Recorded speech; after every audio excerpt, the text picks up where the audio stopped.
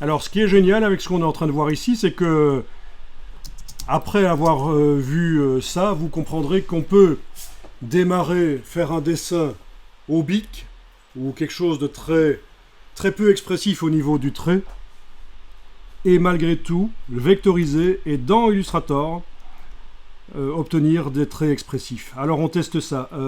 Est-ce que oui, je vais peut-être verrouiller les deux autres groupes, ce sera plus simple pour éviter qu'ils s'activent tout seuls. Je travaille uniquement sur le dernier là.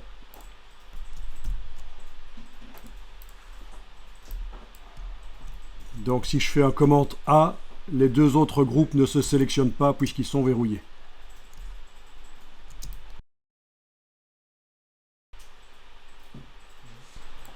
Allons voir dans Forme. On aurait peut-être intérêt temporairement à ne pas voir les vecteurs. Donc allez-y, affichage, masquer le contour de sélection. Vous allez pouvoir tester la brush artistique qui est là. Voilà. Il va falloir jouer sur l'épaisseur éventuellement dans la palette contour.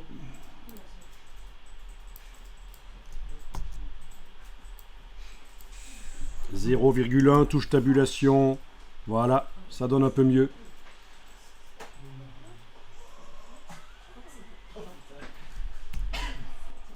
Mais alors on va aller tester les autres brushes artistiques parce que là il n'y en a qu'une seule de brush artistique dans la palette des formes. Ceci c'est ce qu'on appelle les brushes procédurales, c'est infographique vraiment. Ceci c'est une brush artistique.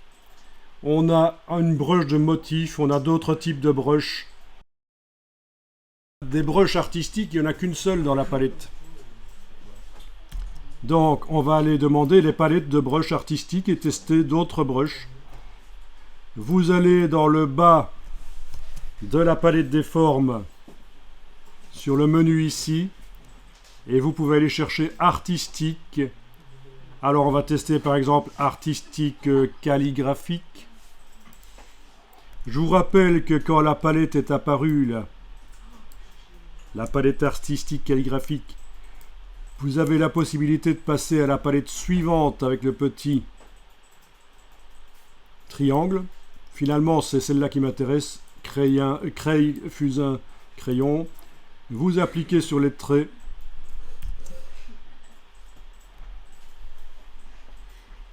Vous modifiez éventuellement l'épaisseur.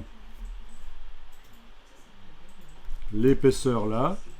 Et je vous rappelle que là, on le fait sur tous les traits ensemble. On pourrait aussi sélectionner seulement certains traits. Et appliquer une brush sur certains traits, une autre brush sur d'autres. Alors, les brushes suivantes, c'est les peignes. Ça ne va pas donner super bien ici, quoique, pourquoi pas. Ce sont des brushes artistiques, ça se met sur des contours. En effet, par rapport à tout à l'heure, ce n'est plus les fonds qui sont noirs, ce sont les contours, on travaille sur les contours. Oui, bien sûr, si tu dessines directement au pinceau, ce sont des contours, et bien sûr, tu vas dessiner directement avec ça. Ça me pose quand même un petit problème, ce travail, parce que si je fais commande Y, on voit qu'on a quand même beaucoup de petits traits. Au niveau de la vectorisation, ça aurait pu être mieux.